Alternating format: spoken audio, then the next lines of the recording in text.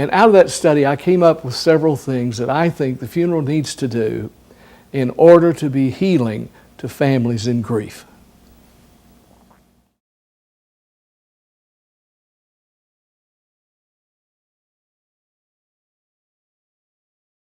I think the first thing a family needs is safety. If you boil down everything that authors have written about grief to one word, it boils down to permission to grieve. People have a hard time finding permission. Matter of fact, that's how I became involved in grief. I had a couple who had a child that died very suddenly.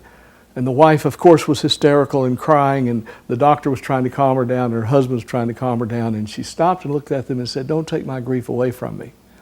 I deserve it, and I'm going to have it." And I always felt like that's one of the most profound statements that I'd ever heard under pressure, but I was glad I wasn't there, because it also dawned on me that's what I was doing.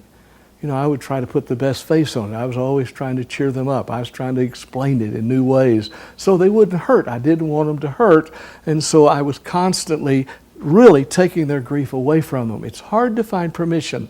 People in grief need safe places, and they need safe people. They need those folks that will just accept their grief and not try to change it, not try to explain it, but just be a safe person to them.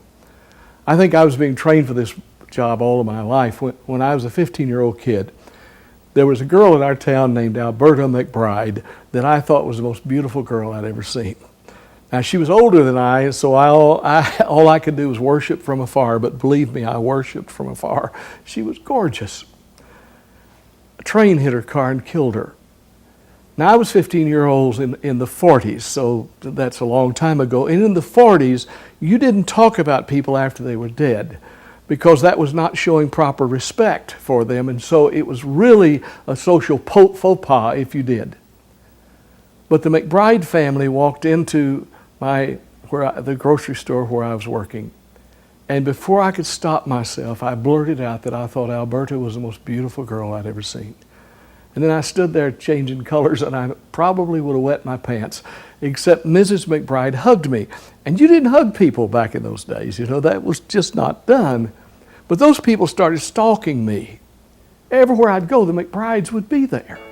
I remember being in a restaurant one night. They came and joined me at my table, and they finally got around to asking me,